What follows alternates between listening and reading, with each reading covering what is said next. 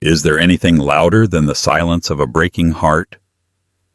Victoria Vance stood behind the frosted glass of the private maternity ward, her hand trembling over her own 7-month baby bump. Inside the man she had loved for 10 years, her husband Grant was gently rocking a newborn baby. But it wasn't hers. And the woman smiling up at him from the hospital bed wasn't Victoria. It was his secretary. In that shattering moment, Victoria didn't scream. She didn't storm in. She simply turned around and walked away. Grant thought he was the king of the empire, but he was about to learn that the queen is the most powerful piece on the board. Victoria adjusted the silk collar of her maternity dress, staring at her reflection in the foyer mirror of their sprawling penthouse. She looked tired. At 7 months pregnant, the glow everyone promised had been replaced by a persistent exhaustion that settled deep in her bones. But it wasn't just the pregnancy, it was the silence in the house, and it was 8:00 p.m. on a Friday. Grant was late again. "He's just working hard for us, Vicky," she whispered to herself, repeating the mantra she had clung to for the last 6 months. Grant Sterling was the face of Sterling & Vance, the city's premier architectural firm. He was charismatic, handsome, and fiercely ambitious. When they married 5 years ago, he had been a struggling junior architect with big dreams and an empty bank account. Victoria, preferring to stay out of the spotlight after inheriting her late father's massive estate, had quietly funded his rise. She had bought the firm, rebranded it, and installed Grant as the CEO. To the world, Grant was the genius visionary. To the world, Victoria was just the lucky socialite wife who stayed home. She preferred it that way. She hated the prying eyes of the press. She trusted Grant to handle the business while she prepared for their family. The sound of the front door unlocking snapped her out of her reverie. Grant walked in, tossing his keys into the crystal bowl. He smelled of expensive scotch and a perfume that was too floral to be office air freshener. "You're home," Victoria said, forcing a smile. She waddled slightly as she moved to greet him. "Dinner is cold, but I can reheat the roast." Grant didn't even look at her. He loosened his tie, his expression tight with annoyance. "Don't bother. I ate at a client meeting. I'm exhausted, Victoria. I'm going straight to bed." He brushed past her, dodging her attempt to kiss his cheek. "Grant," she called out softly. "Dr. Eris said the baby is in the perfect position today. I have the ultrasound pictures if you want to see." "Not tonight, Victoria." Grant snapped, spinning around. His eyes were cold, devoid of the warmth they once held. "I am trying to run a multi-million-dollar company. I don't have time to coo over blurry black and white photos every single day. Do you have any idea of the pressure I'm under?" Victoria recoiled as if slapped. "I own the company too, Grant. I know exactly what the pressure is like." Grant let out a harsh, mocking laugh. You own a piece of paper, Victoria. I am the one bringing in the contracts. I am the one the city respects. You just sit here in this house I pay for and nest." He turned and marched up the stairs, leaving Victoria standing alone in the grand foyer. She placed a protective hand over her belly. "He didn't mean it," she whispered to the unborn child. "Daddy is just stressed." But deep down, the uneasy feeling in her gut wasn't indigestion. It was intuition. The next morning, Grant left before sunrise.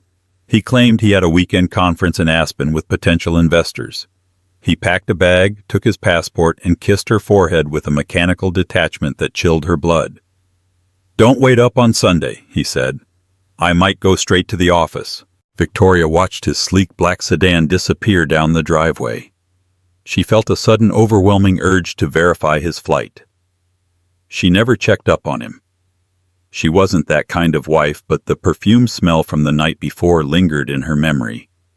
She opened her laptop and logged into their shared cloud account. She checked the flight itineraries. There was no flight to Aspen.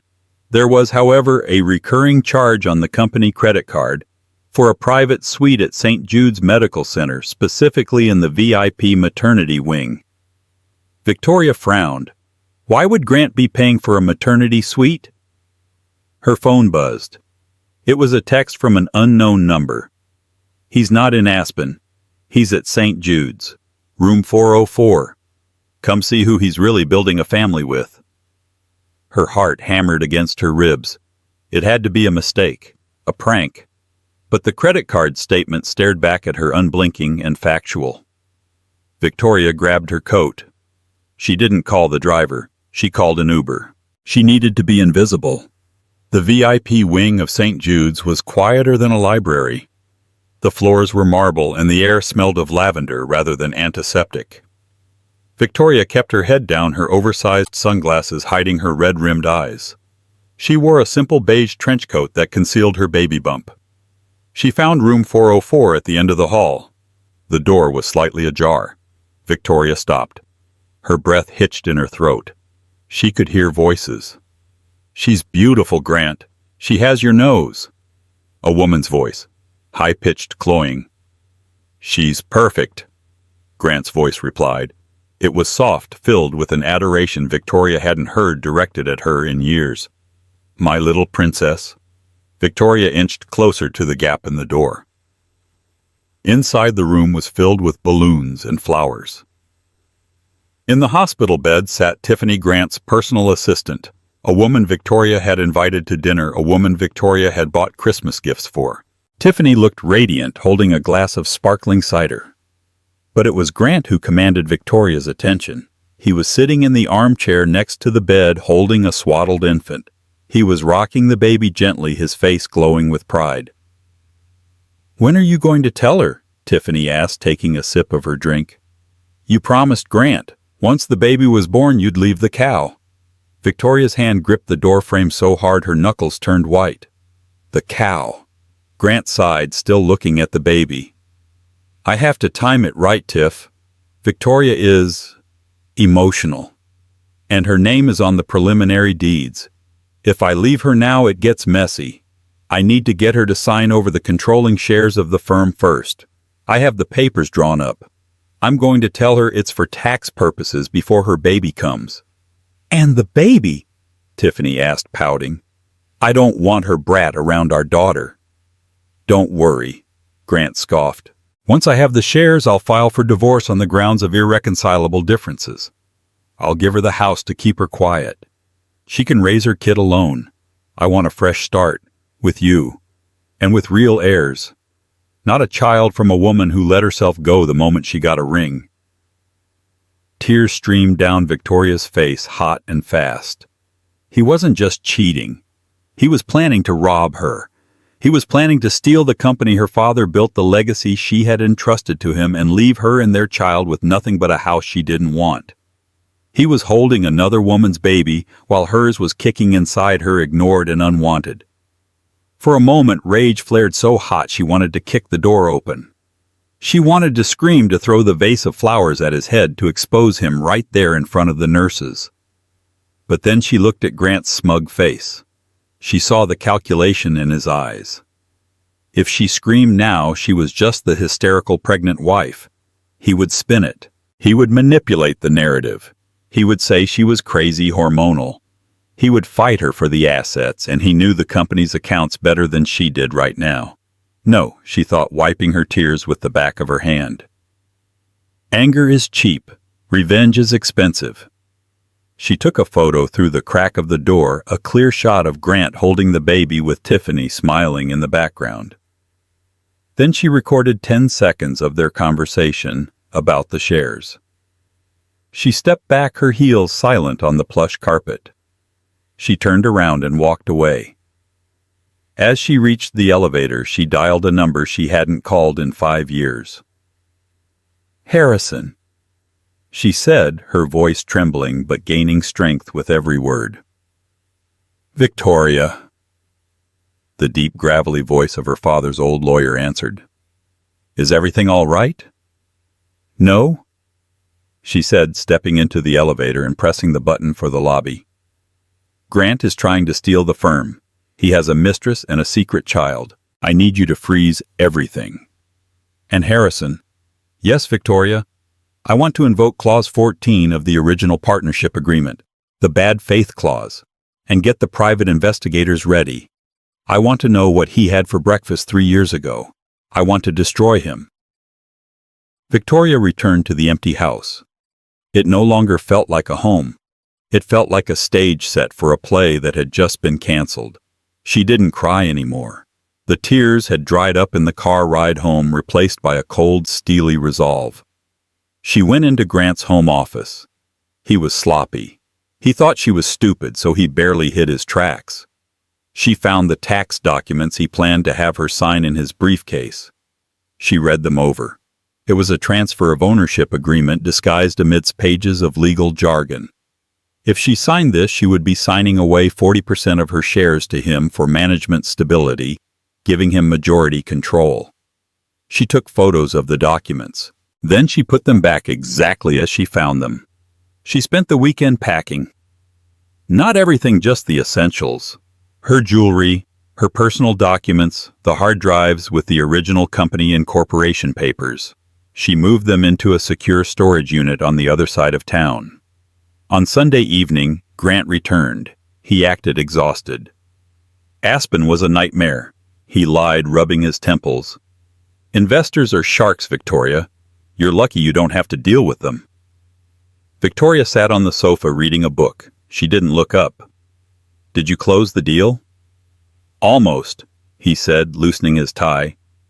I just need to finalize some internal structuring. Actually, that reminds me. I have some papers for you to sign tomorrow. Just standard tax stuff for the upcoming fiscal year. Since the baby is coming, we need to protect our assets. Victoria finally looked up. She studied his face. He looked so sincere. It was terrifying how good of a liar he was. Of course, Grant, she said, her voice smooth. Whatever is best for the family. Grant smiled, relieved. That's my girl. I'll have them on the kitchen counter in the morning. Monday morning came. The papers were there next to a fresh pot of coffee Grant had brewed. A peace offering. Victoria picked up the pen. Grant watched her, literally holding his breath. He was leaning against the counter, trying to look casual, but his knuckles were white as he gripped his mug. Victoria hovered the pen over the signature line. Then she stopped. Oh, I almost forgot, she said, putting the pen down. What? Grant asked, his voice sharp. What is it? My hand is so cramped. She lied. Pregnancy carpal tunnel. And honestly, Grant, I promised my father I would never sign legal documents without Harrison looking at them. It's superstition. Grant's face darkened. Harrison is a dinosaur, Victoria. He doesn't understand modern corporate structure. He'll take weeks to review this. We need it done today. Why the rush? Victoria asked innocently. Is the IRS knocking on the door? No, but... Grant stammered, realizing he was pushing too hard. He forced a laugh. I just want to get it off our plate before the baby comes. Don't you trust me? Victoria looked him dead in the eye. I trust you exactly as much as you deserve, Grant. The double meaning flew right over his head. Fine, Grant snapped, snatching the papers. I'll explain it to you tonight, but this needs to be signed. We'll see, she said. Grant stormed out to go to the office. As soon as he was gone, Victoria made her move. She didn't go to the office. She went to the bank. With Harrison's help, she accessed the joint accounts. Because the initial capital was hers, and the accounts were set up under her family trust's umbrella, she had primary authority. She didn't empty them, that would look like theft. Instead, she triggered a security freeze. She flagged all outgoing transactions over $500 as suspicious activity, requiring dual biometric authorization. Then she went to the firm's headquarters. She hadn't stepped foot in Sterling and Vance in 2 years. The receptionist, a new girl named Chloe who looked suspiciously like Tiffany, barely looked up. Can I help you? I'm here to see the CFO, Victoria said. Do you have an appointment? I don't need one. I'm Victoria Vance. The girl blinked. The name meant nothing to her. Mr. Sterling is in a meeting. You can't just... I didn't ask for Mr. Sterling. I asked for the CFO, Mr. Henderson. Victoria walked past the desk. Security stepped forward, but the head of security, an older man named Jerry, who had worked for Victoria's father, recognized her immediately. Miss Victoria, Jerry beamed, stepping in front of the new guard. "It's been too long." "Hello, Jerry." She smiled warmly. "I need access to the executive financial server room, and I need you to make sure no one tells Grant I'm here." Jerry winked. "My radio is broken. Haven't seen a soul." Victoria spent 3 hours with the CFO, a nervous man who had been bullied into submission by Grant. When Victoria revealed she knew about the consulting fees being paid to a shell company registered in Tiffany's name, Henderson broke down. "He made me do it, Mrs. Sterling. He said he'd fire me." "I'm not Mrs. Sterling today, Mr. Henderson. I'm Ms. Vance, and you're going to help me or you're going to prison for embezzlement." By the time Victoria left the building, she had copies of every illicit transaction Grant had made in the last 2 years. He had been siphoning company money to buy Tiffany a condo, a car, and pay for the private maternity ward. She had the ammunition. Now she just needed the battlefield. That night she didn't go home. She checked into the Four Seasons under her maiden name. At 7:00 p.m., her phone blew up. "Grant." "Where are you?" "Dinner is on the table." "Grant, pick up the phone." "Victoria." "Grant, why are my credit cards declined?" "I'm at a client dinner and I look like an idiot." "Grant." "Victoria." She watched the messages roll in, sipping a chamomile tea in her robe. She typed one reply. "Victoria, I'm at the place where honesty lives. You should try to find it. Don't wait up." She turned off her phone. The real game was about to begin. Grant Sterling was not a man accustomed to being told no. His entire life, from his charm-filled college days to his rapid ascent in the architectural world, had been a series of open doors. So when the card terminal at Le Jardin, the city's most pretentious French restaurant, flashed "declined" for the 3rd time in front of 2 prospective clients, Grant felt a sensation he hadn't experienced in years: panic. He had laughed it off, of course. "Bank errors," he had quipped, flashing his winning smile while sweating through his custom shirt. He had been forced to ask the clients to cover the bill, promising to reimburse them 3-fold. It was humiliating. It was amateur. Now standing in the marble kitchen of his empty penthouse on Tuesday morning, Grant was furious.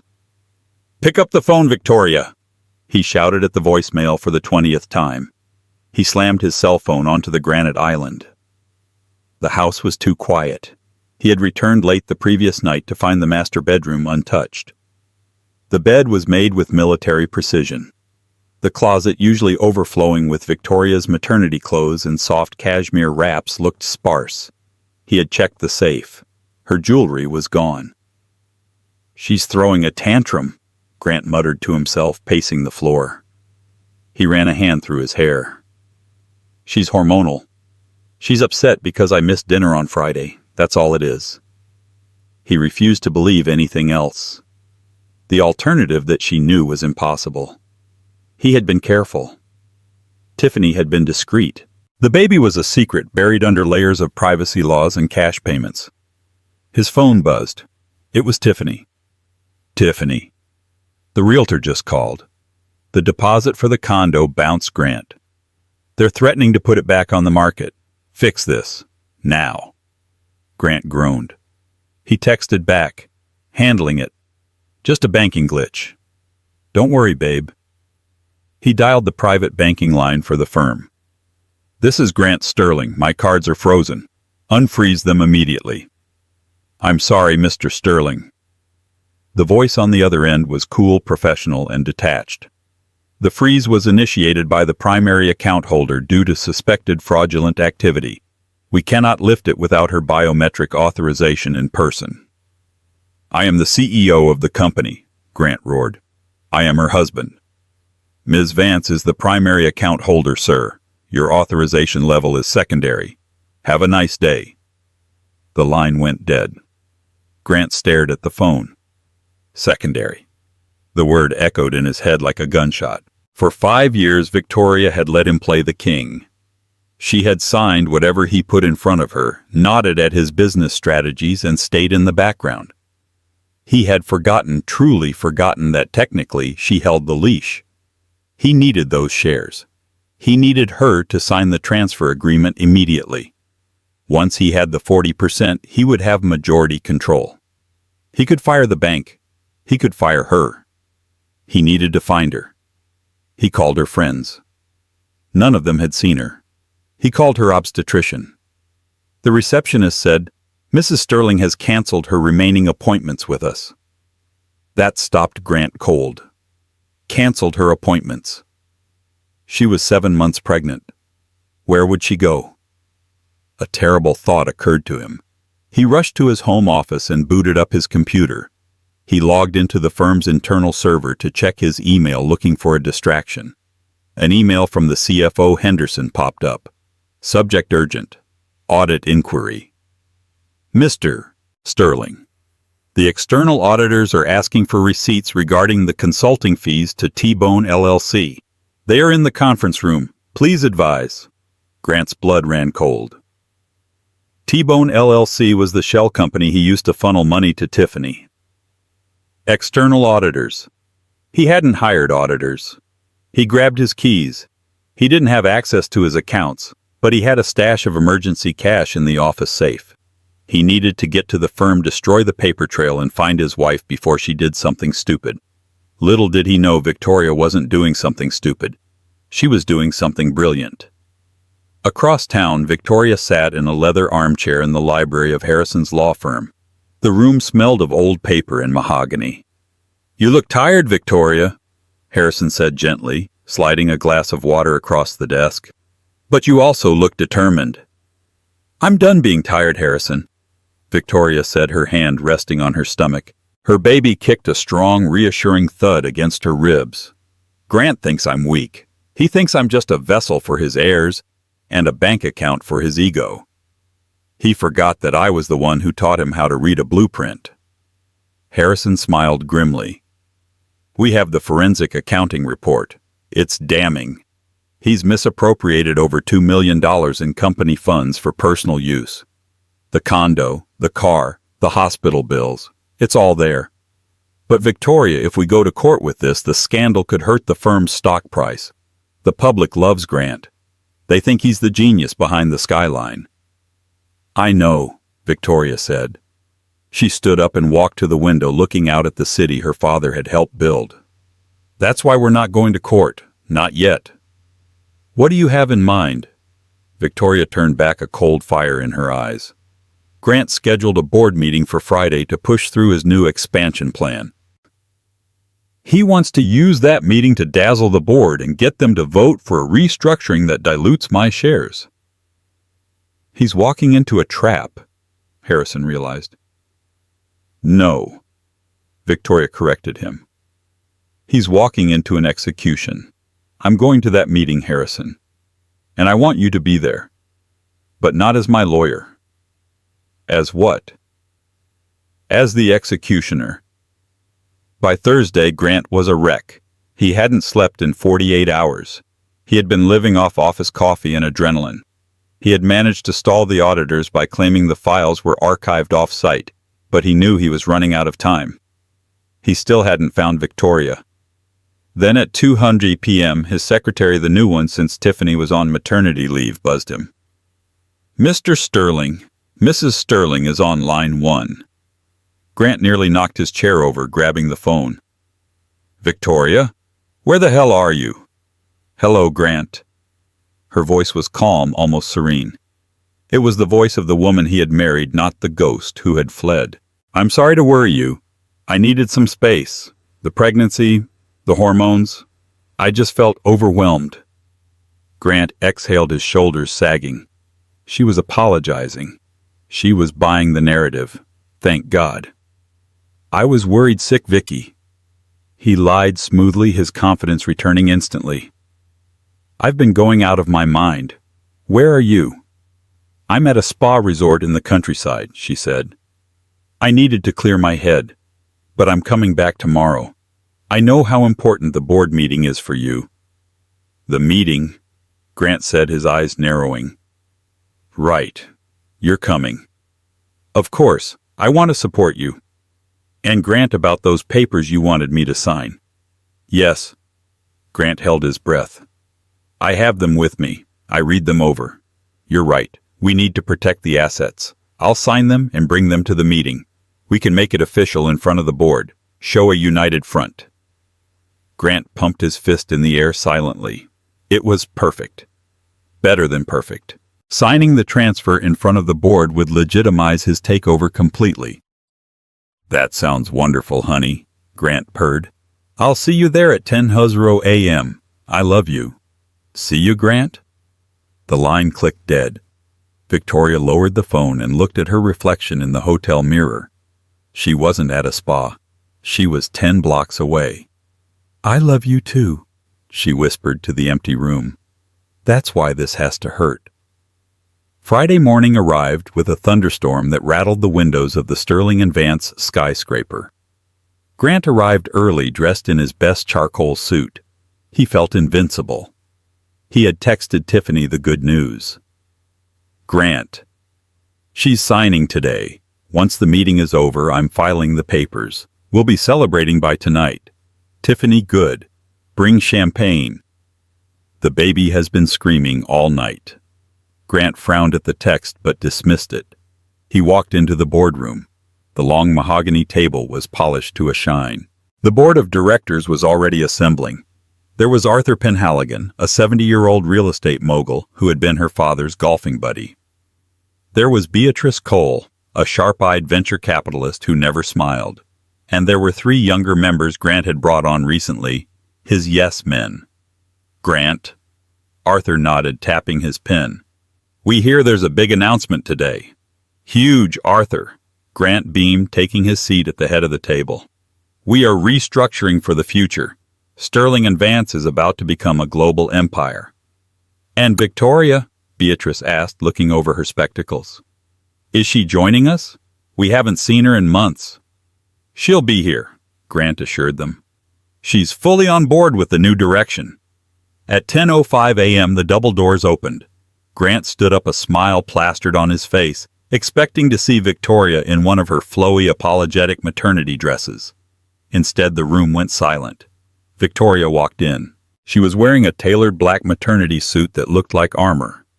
Her hair was pulled back in a severe, elegant bun. She wore diamond studs that caught the light. She didn't look tired. She looked dangerous. Behind her walked Harrison carrying a thick leather briefcase. And behind him walked Henderson, the CFO who looked like he was walking to the gallows. Victoria. Grant faltered, his smile wavering. You look stunning, but why is the lawyer here? Victoria didn't look at him. She walked to the opposite end of the table, the seat reserved for the chairman, her father's seat. Good morning, everyone, she said, her voice clear and projecting to the back of the room. She remained standing. Please don't get up. Vicky, honey. Grant chuckled nervously, walking toward her. That's the chairman's seat. You can sit next to me. Victoria turned her head slowly and looked at him. Her eyes were like ice. Sit down, Grant. It wasn't a request. It was a command. Grant froze. The board members exchanged glances. Arthur Penhaligon sat up straighter. We have a lot to cover, Victoria said, placing her hands on the table. But first, Grant mentioned some papers I needed to sign. Grant scrambled to recover the situation. Yes, right here. He grabbed the folder from his side of the table and slid it toward her.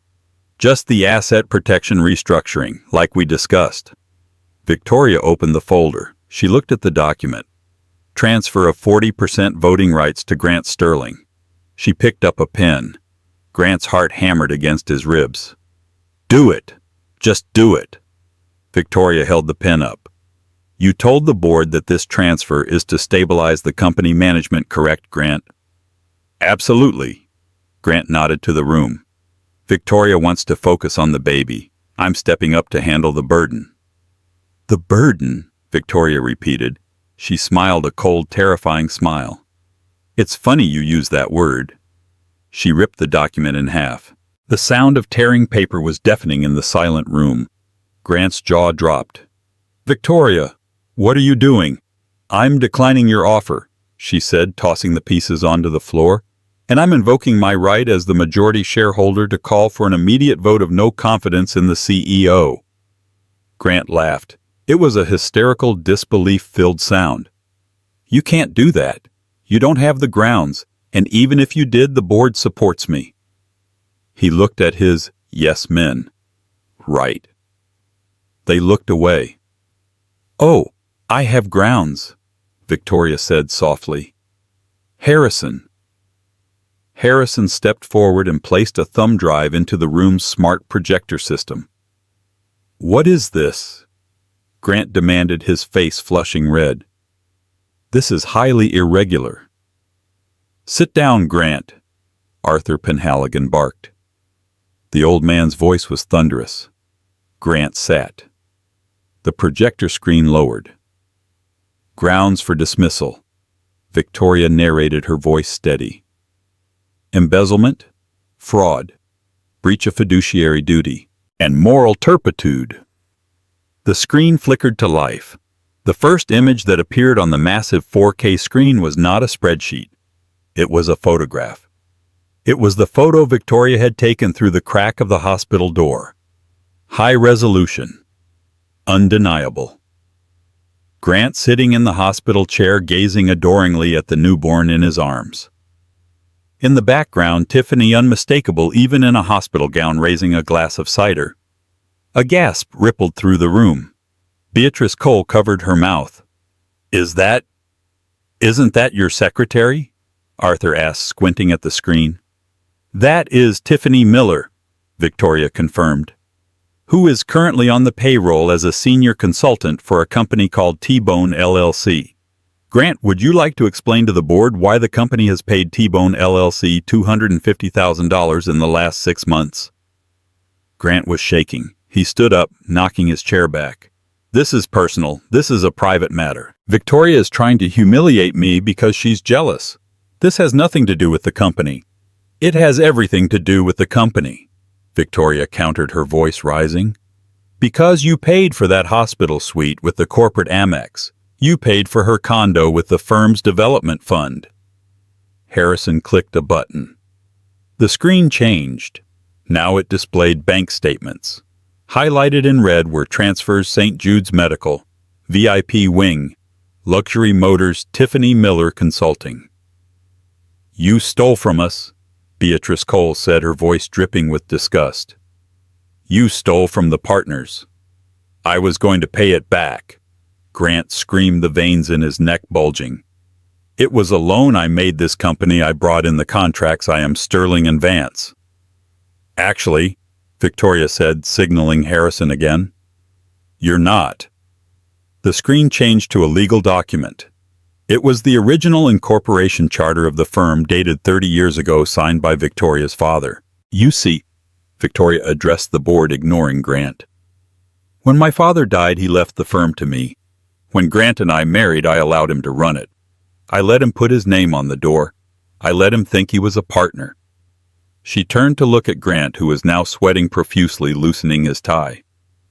But Grant never read the fine print of the prenuptial agreement nor the company charter. He assumed that because we were married, he owned half of what I owned. He assumed that Sterling and Vance was a 50-50 partnership. She took a step closer to him. But the firm is structured as a limited liability partnership with a tiered share system. Class A shares hold voting power. Class B shares are purely for dividends. Grant holds 49% of the Class B shares. She paused for effect.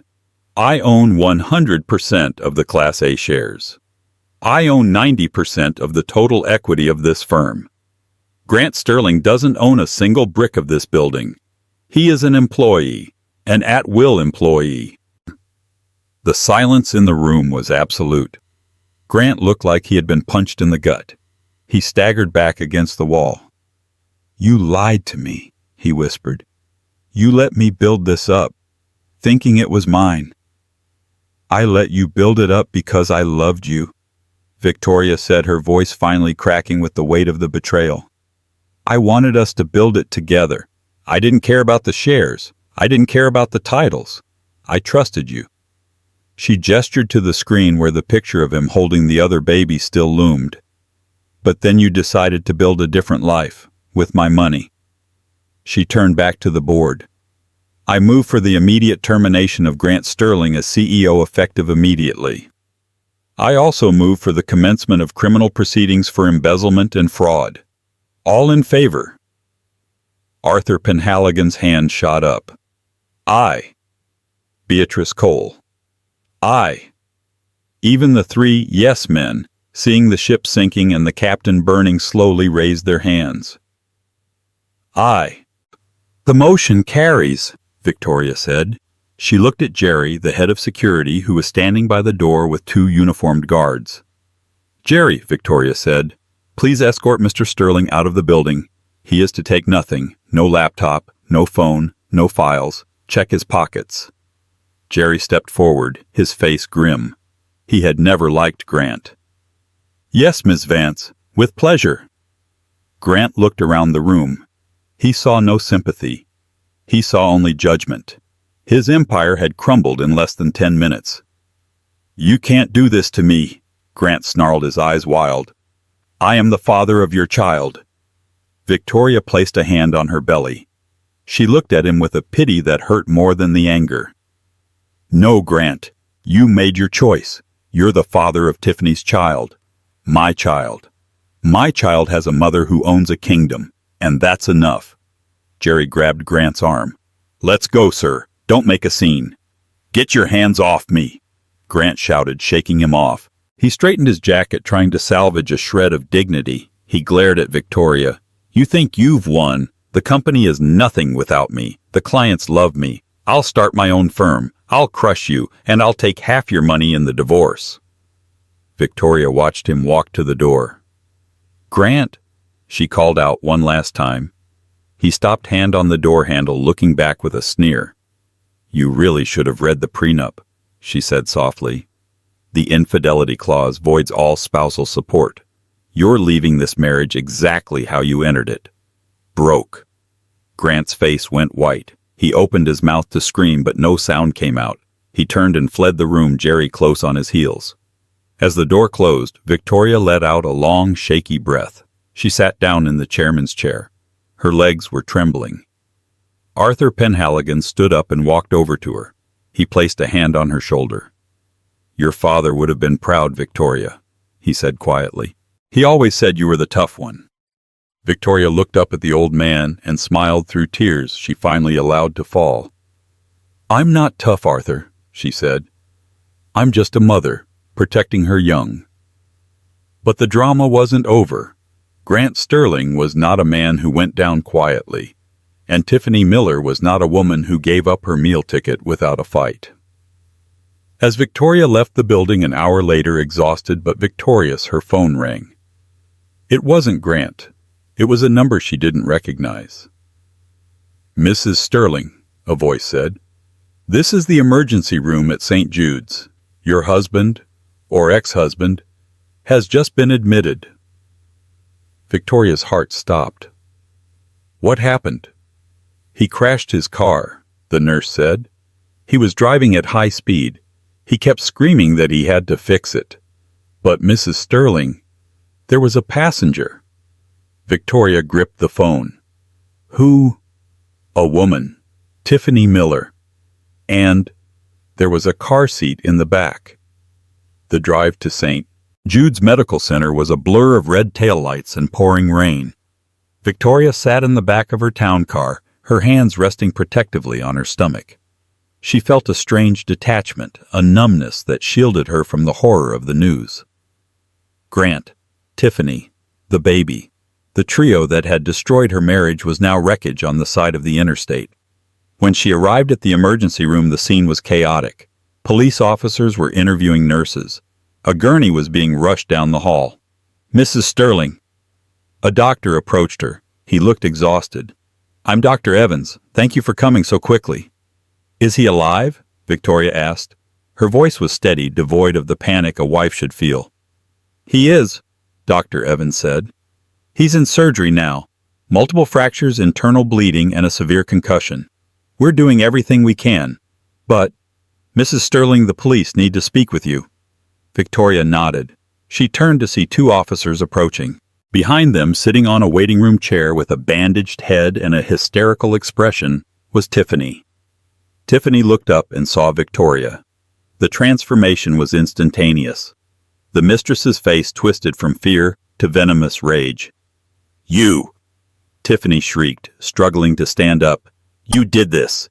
You killed him!" The lobby went silent. Victoria didn't flinch. She simply adjusted her trench coat and walked toward Tiffany, stopping 5 feet away. "Sit down, Tiffany," Victoria said calmly. "You're making a scene." "He was distraught," Tiffany screamed, tears streaking her mascara. "He called me after the meeting. He said you ruined him. He said you took everything. He was driving like a madman because he was trying to get us away from you. If he dies, it's on your hands." Victoria looked at the younger woman. She saw the fear behind the anger. Tiffany wasn't mourning Grant. She was mourning the ATM that had just been smashed. "He was driving like a madman," Victoria corrected her, "because he is a narcissist who couldn't handle the consequences of his own actions. And you, Tiffany, were in the car because you knew the money tap had been turned off."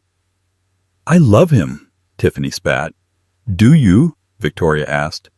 "Or do you love the condo on 5th Street, the one that's currently in foreclosure? Do you love the Audi you crashed? The one reported stolen an hour ago because the company lease was terminated?" Tiffany's mouth opened and closed. She had no comeback. "Where is the baby?" Victoria asked, her voice softening for the first time. "She's in observation," Tiffany mumbled, looking away. The car seat saved her, not a scratch. Victoria let out a breath she didn't know she was holding. Thank God for that. She's the only innocent person in this entire mess. A police officer stepped between them. "Mrs. Sterling, we need a statement regarding the vehicle." "It's not Mrs. Sterling anymore," Victoria said, turning her back on Tiffany. "It's Ms. Vance. And yes, officer. Let's talk about the stolen vehicle." The bitter harvest. 3 days passed. Grant survived the surgery, but his leg was shattered and his career was effectively over.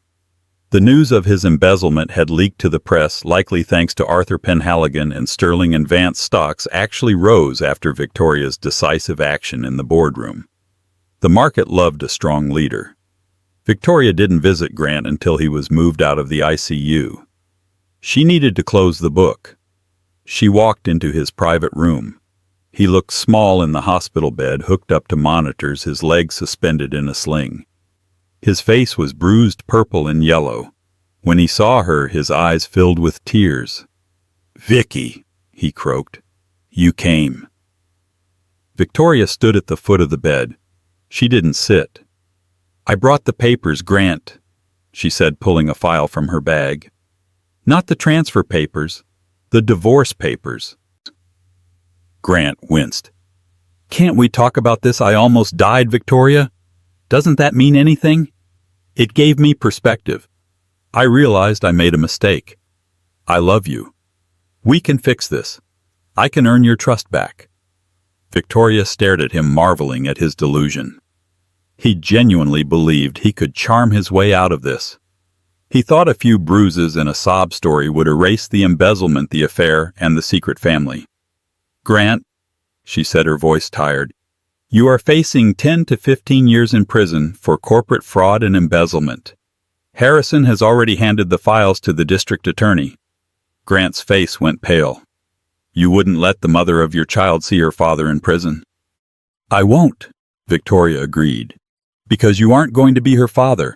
I'm petitioning for full custody, no visitation, and given your criminal record and financial instability, the judge will grant it." "I have a daughter," Grant shouted, gesturing vaguely to the hallway. "Tiffany's baby. I have a family." "Ah, yes," Victoria said.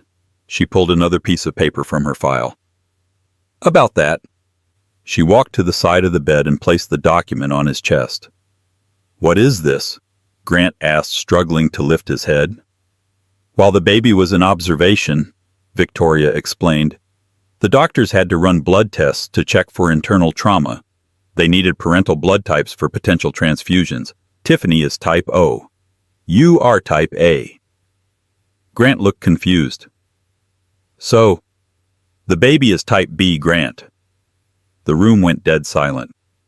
The only sound was the rhythmic beeping of the heart monitor, which was speeding up rapidly. That's impossible, Grant whispered. That's a mistake. We ran a DNA test to be sure, Victoria said ruthlessly. It's not a mistake. You aren't the father, Grant. Tiffany was sleeping with her personal trainer the entire time. She pinned the baby on you because she knew you were a rich mark. Grant stared at the ceiling. His mouth hung open. The realization crashed over him heavier than the car accident.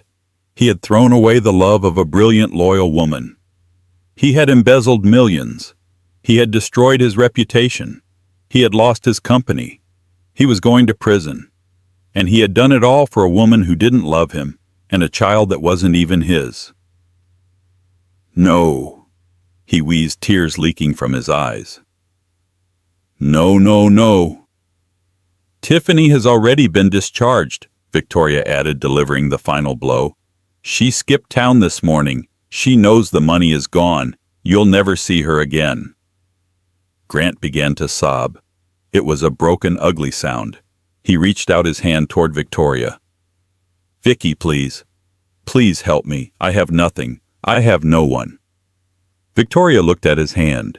She remembered how that hand used to hold hers. She remembered how that hand had signed the checks to his mistress.